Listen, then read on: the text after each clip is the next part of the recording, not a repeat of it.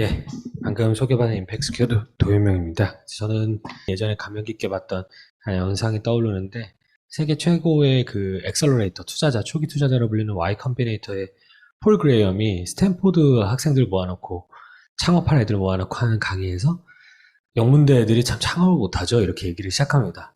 왜냐면 자꾸 정답을 내는데 익숙해져서 정답을 자꾸 맞추려고 한다는 거죠. 사실 정답은 존재하지 않는데. 근데 한국은 더 심하지 않겠습니까? 한국이야말로 정말 정답을 내는데 굉장히 익숙해지도록 교육과정이 짜여져 있고, 그래서 창업한 애들 보면 특히 초기에는, 요즘에는 그래도 창업이 보편적이 됐습니다만 과거에는 소위 괴짜라고 하는 친구들이 창업을 많이 했던 시절이 있었던 거. 저희 선배들 다 그런 분들이 많거든요. 근데 이 영역이 이제 성숙해지고 그 사람들이 다시 새로운 사람들을 뽑게 되는 과정들이 일어나면서 어떤 인재상, 어떤 내용들이 좀 자리 잡는지를 말씀드리려고 합니다.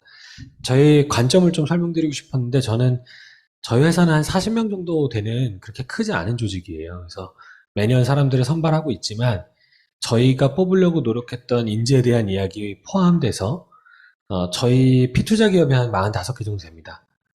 그리고 저희가 육성하고 또 해왔던 저희 엑셀 프로그램 수료 기업들이 한 400개 정도 됩니다. 그 기업들의 조직 구성과 인재를 뽑기 위해서 저희가 조력하는 관점, 이런 관점에서 말씀드릴 거예요. 그래서 물론 AM폴리 뭐 이런 회사들은 지금 수천억 밸류에이션을 지금 구가하기 시작한 큰 회사들이에요. 저희가 투자할 땐 작았지만 하지만 오늘의 관점은 그런 큰 회사는 좀 배제하고 막 수백 명이 된 회사들 말고요. 수십 명 단위에서 한 100여 명 정도 되는 초기 중기 스타트업 중심으로 좀 말씀을 드릴 예정입니다. 두 가지. 이것도 해외 이제 통계, 하나는 통계고, 하나는 이제 연구 자료입니다. 실패하는 이유와 성공한 이유를 제가 뽑아왔어요. 실패하는 이유. 실패한 이유에 대해 조사된 걸 보면, 시장 요구 없음. 이거 너무 당연한 얘기죠. 공급자적 시선이라는 겁니다. 예. 창업자 중에, 특히 미국 같은 경우에 전체 창업자 중에 스타트업에 투자받는 창업자, 시드 이상의 투자를 받는 창업자 중에 60% 정도가 엔지니어예요. 그러다 보니까 발명에 가까운 창업을 한다고 합니다. 그러니까 시장 수요가 안 오는 거죠. 뭐 이런 이유들을 써 있는데 세 번째가 제가 오늘 말씀드리는 이야기죠. 팀이 부적합한 거예요. 그러니까 팀에 있는 구성원들이 갖고 있는 역량이나 서로의 융합이나 여러 가지가 맞지 않아서 사람 문제로 실패하는 경우가 세 번째라는 겁니다. 스타트업이 성공하는 요인에서는 1번은 누구도 부인하지 못한 타이밍이라는 거예요. 이거는 뭐 건드릴 수가 없는 것들이고요. 대신 두 번째가 팀과 실행력에 대한 겁니다.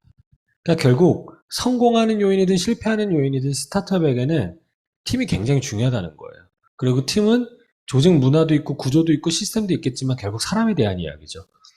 옛날 어른들이 하시는 말들 중에 인사가 만사다 이런 얘기가 있었던, 지금도 있죠. 지금도 있는데, 저는 원래 이 창업을 하기 전에 네이버를 다녔고, 거기서 얼마나 인사가 어려운 일인지에 대해서 인사팀장님을 굉장히 안타까운 마음으로 쳐다보면서 했습니다. 되게 복잡한 사람들, 게임 회사니까요. 디자이너 다르고, 운영자 다르고, 개발자 다르고, 비즈니스면 또 다르고, 그 사람들 융합해가면서 가는 것들을 봤는데, 스타트업도 똑같진 않지만 비슷한 어려움을 겪으면서 그 문제를 해결하는 조직은 성공을 하고, 그 문제가 본인들에게 어려움이 닥쳤을 때 실패를 경험하고, 이 일들에 굉장히 영향을 많이 미치더라는 겁니다.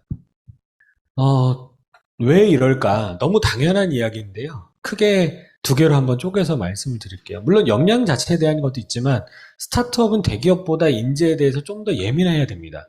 사람을 뽑는 거에 대해서 좀 더 중요도를 둬야 되고 대표의 가장 중요한 할 일이 뭐냐? 사업 개발도 있고 비즈니스를 잘 이끌어가기 위한 비저닝도 있고 다 있겠지만 저는 저희 피투자 팀들한테 하는 건 결국 사람 관리입니다라고 얘기합니다. 사람을 보유하고 사람을 훈련시켜 역량을 제고하고 그 사람들과 비전을 공유하고 같이 같은 일을 할 수 있도록 만드는 거. 이 작업이 가장 중요한 일입니다. 그 방식의 가장 첫 번째 이유는 비중이 굉장히 높아서 그래요.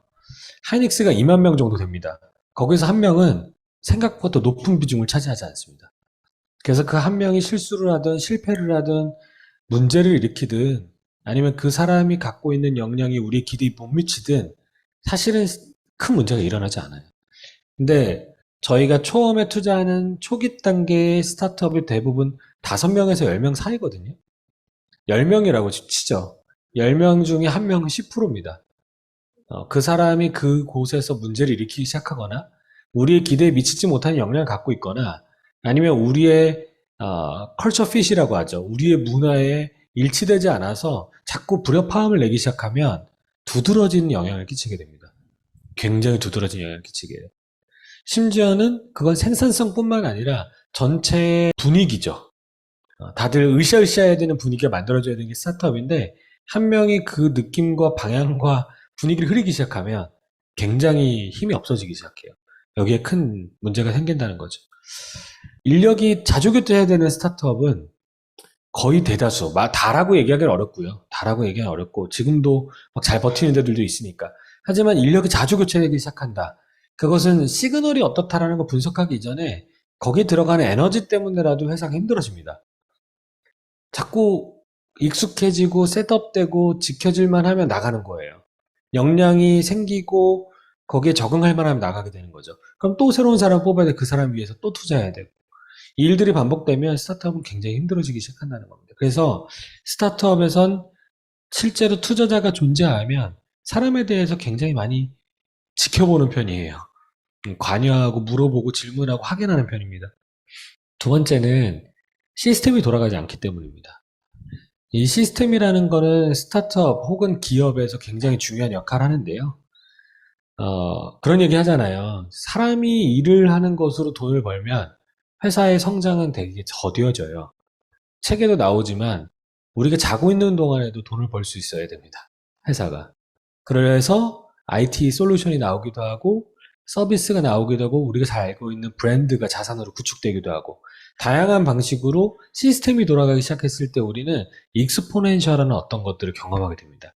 사람의 시간을 투입해서 돈을 버는 데에는 익스포넨셜 나오기 굉장히 어렵거든요. 그런 구조에서 대기업은 인사, 생산, 마케팅, 영업 모든 영역에서 시스템이라는 게 돌아갑니다. 그래서 비효율도 있고요. 때로는 사람이 굉장히 도구화되기도 십상이죠. 하지만 한 명이 빠진다고 해서 시스템이 부서지지 않습니다. 시스템이라는 것에는 거기에 적합한 인력을 제한해서 집어넣으면 시스템이 돌아가도록 되어 있어요. 도구화되고 톱니바퀴처럼 되는 것이긴 하지만 굉장히 안정적인 것이죠. 근데 스타트업에 저게 없습니다. 그런 시스템이 없으니까 문제가 발생했을 때 대응하는데 굉장히 에너지가 들어가요. 그러니까 결국 한 사람 한 사람 뽑는데 굉장히 심혈을 기울일 수밖에 없게 되는 거죠. 스타트업은 구성원이 일부가 되어서 문화가 만들어지거든요.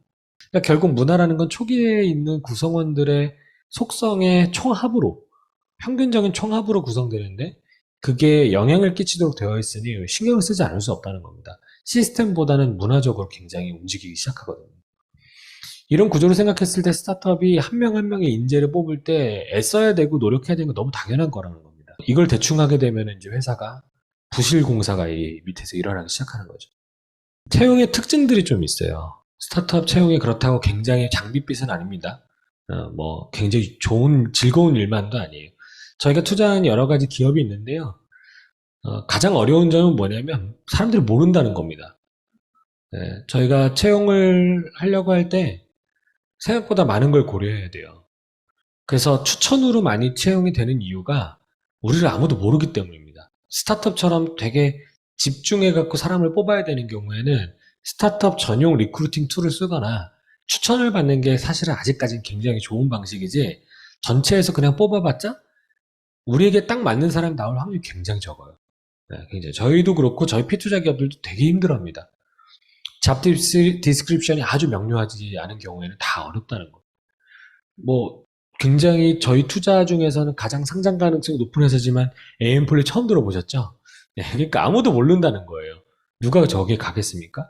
그러니까 본인들이 무엇으로 사람을 유인해야 되는지에 대해서 선택지가 많지 않습니다. 당장의 보상도 그렇게 크지 않거든요. 결국 비전과 가치, 너의 성장 이런 부분이 깔리고 새로운 도전과 기회, 여기에서 당신이 일했을 때 얻을 수 있는 미래의 베네핏들, 소득을 얻더라도 지분을 이제 쉐어해갖고 나중에 얻게 되는 거잖아요. 이런 부분들에 대해서 이야기는 가능하지만 지금 당장 연봉 얼마 줄게. 같은 스펙에 있는 사람이 대기업 가는 것보다 높게 주기 거의 어렵습니다. 네. 그런 부분들이 있기 때문에 채용이 어렵다는 거죠.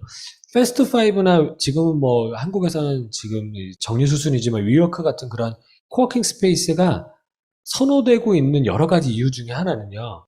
채용하기에 사무실 보여주기가 좋다는 겁니다. 실제로 이건 존재하는 이유입니다. 이해 못하시는 분들 꽤 많이 계시던데 그 친구들이 막 그 돈을 가지고 5명이서 허름한 사무실에 있으면 아무도 채용이 안 된다는 거예요. 근데 강남에 있는 패스트5에서 그래도 깔끔한 공간에 이렇게 일하고 있고 그 옆에는 꽤 유명한 스타트업이 일하고 있고 이러면은 채용이 좀 더 수월해진다는 겁니다. 그러니까 어렵다는 거예요, 채용 자체가. 그러니까 여기는 좀 더 좋게 얘기하면 피채용이 되는 그 직원이 되려고 하는 그 사람들이 여기와 뭔가 소통하고 대등한 관계에서 딜하고 의미들을 주고 받고 하는 과정들이 존재할 수 있다는 겁니다. 공급자적 시선만으로 안 된다는 걸 잘 알고 있거든요. 거기에 대한 이야기가 있고요. 두 번째는 실제로 있었던 저희 거에서 짜온 거예요. 스타트업 디자이너의 하루라는 건 이건 꽤 유명한 짤로 돌아다녔던 건데 디자이너라는 이름에 붙을 수 있는 모든 걸 합니다. 이것도 디자인인가 싶은 것까지도 막 들어가야 되는 거고 저희 회사 피투자 회사 중에 하나가 이제 저희 그 카톡방에다가 남겼던 전공 무관 뭐 전공까지 이제 무관해요. 개발을 모르세요? 근데 개발이 필요해요. 저희 개발 알려드릴게요. 아무나 일단 들어오시고 우리가 훈련시켜 드릴게요. 대신 굉장히 빡센 인터뷰를 하죠. 1시간 반, 2시간씩 인터뷰를 합니다. 아예 여러 가지 일을 하실 수 있으면 좋아요. 이렇게 얘기합니다. 실제로 한 명이 여러 가지 롤을 수행하는 건 너무 당연한 일이기 때문에 그렇죠. 성장하는 과정은 더 그렇습니다. 세 번째, 굉장히 그 절절한 이야기죠. 저것 때문에 제가 캡처를 했었던 사진인데, 대신 무슨 일 하는 회사인지 좀 알고 오셨으면 좋겠어요.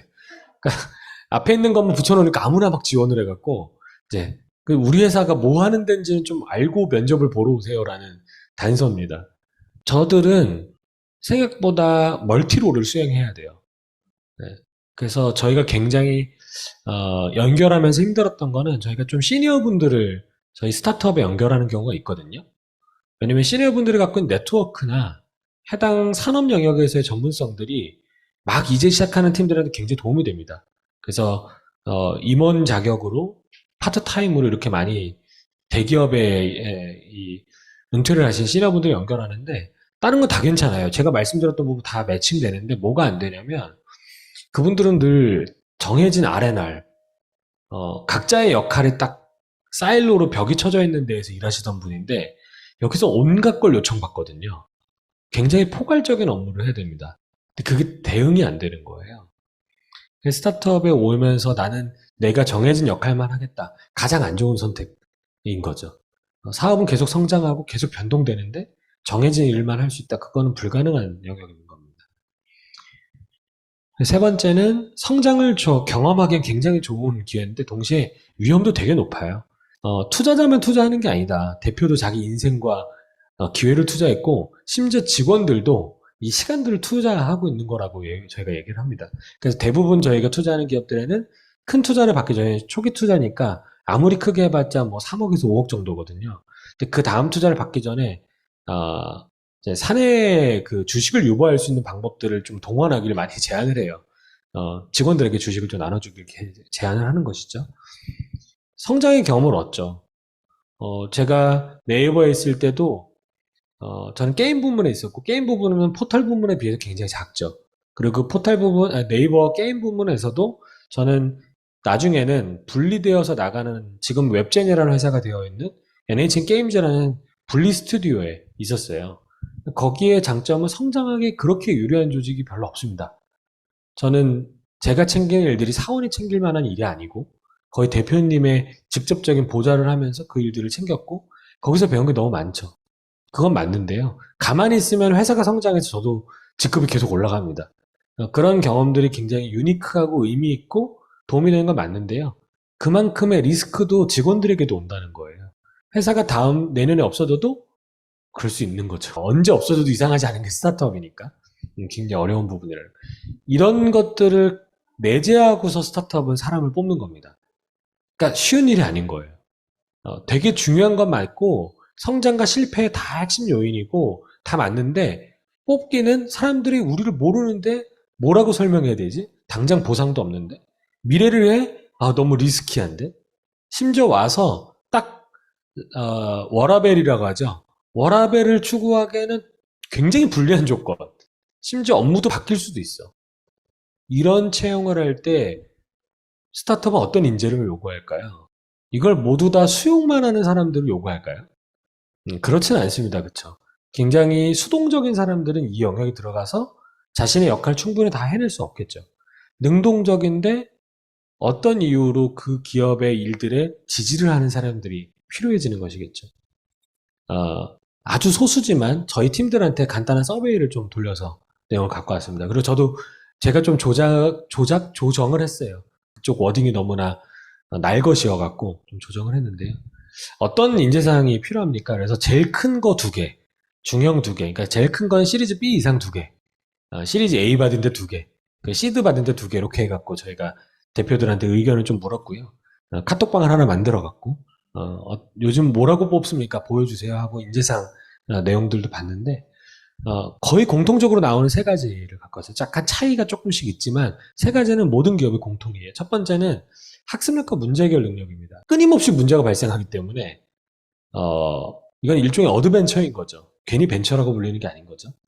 근데 이 기업들이 빠르게 변화하는 상황 속에서 하나하나를 다 지정해주고 그것을 솔루션까지 제시해서 푸는 건 너무 늦다는 거예요. 문제 해결 능력. 그러려면은 문제 해결에 필요한 정보와 지식들을 빠르게 습득할 수 있는 능력을 갖고 있어야 됩니다.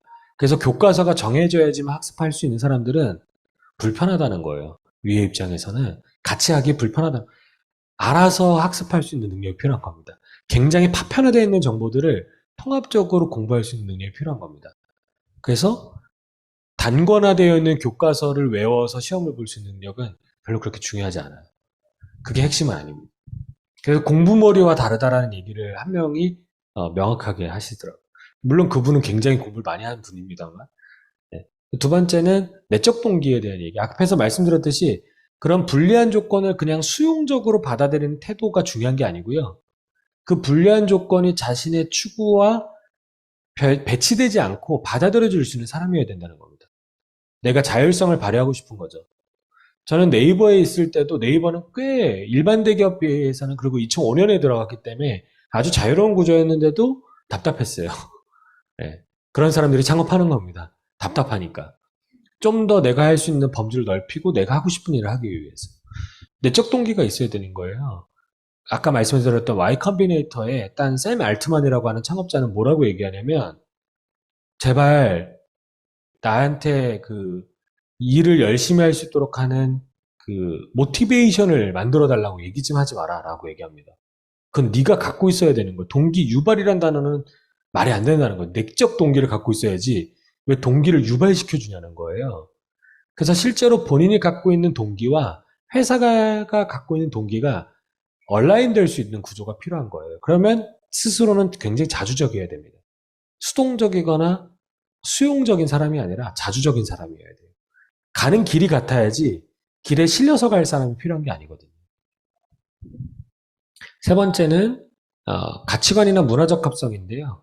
결국 스타트업들이 갖고 있는 스타트업 다움이 있습니다. 으쌰으쌰 해야 될 때가 있고 때로는 과감하게 어떤 부분들을 포기해야 될 때가 있고 정답과 거리가 있어 보여도 우리가 믿는 것과 가깝다면 그것을 선택할 만한 용기가 있어야 되는 순간이 옵니다. 그래서 사회와는 일반적인 공동체와는 다른 선택을 해야 되는 순간이 온다는 거예요. 근데 거기에 대해서 너무나 문화적으로 배척하거나 거기에 대해서 심각한 불안감을 느끼는 그런 구성원들은 어렵더라는 겁니다. 특히 이거는 최근에 저희 피터자 팀 중에 한 팀이 겪고 있어서 어려움을 굉장히 겪고 있는데 거기에는 일반적인 그 회사의 특성상 일반적인 기업에서 넘어온 분들이 꽤 계세요. 한 절반 정도가 대기업이나 중견기업에서 넘어오신 분들인데 그분들이 여기에서 막 조직 구조를 바꾸는 그 과정들을 전혀 받아들이지를 못하는 겁니다. 그러니까 역량은 되고 실력도 되지만 스타트업이 왜 이런 결정을 하는지에 대해서 동의하지 못해서 사람이 열댓 명밖에 안 되는 회사인데도 그게 동의가 잘 안 되는 거죠. 그래서 이런 조금 전체적으로 봤을 때 굉장히 자주적인 그리고 자기의 스스로의 선택에 의한 노력이 그 안에 들어가 있는 이런 구조가 인지상에 대부분 반영되어 있는 거 보실 수. 여기에 정확하게 역량은 없잖아요. 그쵸? 역량을 안 보겠다는 얘기가 아니라 역량을 갈고 닦을 수 있는 능력에 대해서는 내부에서도 어느 정도 도와줄 수 있다는 거예요. 그리고 본인들이 하는 일들은 기존의 역량과 다른 역량들도 필요하다는 겁니다. 그래서 이런 얘기를 저희가 많이 하죠. 태도가 역량이다라는 얘기를 많이 해요. 저희 그 피투자 기업들과. 생각보다 지식보다는요. 그 사람이 이 일들을 대하는 태도, 이 스타트업에 인볼브먼트 하는 그 태도가 역량일 때가 많습니다. 다시 한번 또 질문을 해봤죠. 야, 무슨 고민이 있냐? 이거는 저희가 아예 서베이를 돌린 겁니다. 저희 팀들 한 40곳 정도, 어떤 건 41명, 어떤 건 40명, 뭐, 어떤 건 39명 이렇게 답변을 해가지고 좀 다른데요. 그 중에서 제가 두 가지만 뽑아온 겁니다. 저희 내부에 있는 팀들을 위해서 했던 다른 서베이예요. 작년 말에 했던 서베이입니다. 무슨 고민이 있어요? 그럼 펀딩이 안 돼요. 뭐 이런 고민들이 있을 거 아닙니까? 근데 전체 고민 중에 인력과 관련된 사람들끼리 싸워요. 사람 뽑기가 힘들어요. 자꾸 나가요. 이런 게 55%. 그러니까 절반 넘는 겁니다. 그래서 제가 아까 말씀드렸잖아요. 인사가 만사다. 결국에는 사람 문제로 다 귀결됩니다. 기술이 없어요 보다는 그 기술을 만들어갈 사람이 없어요예요.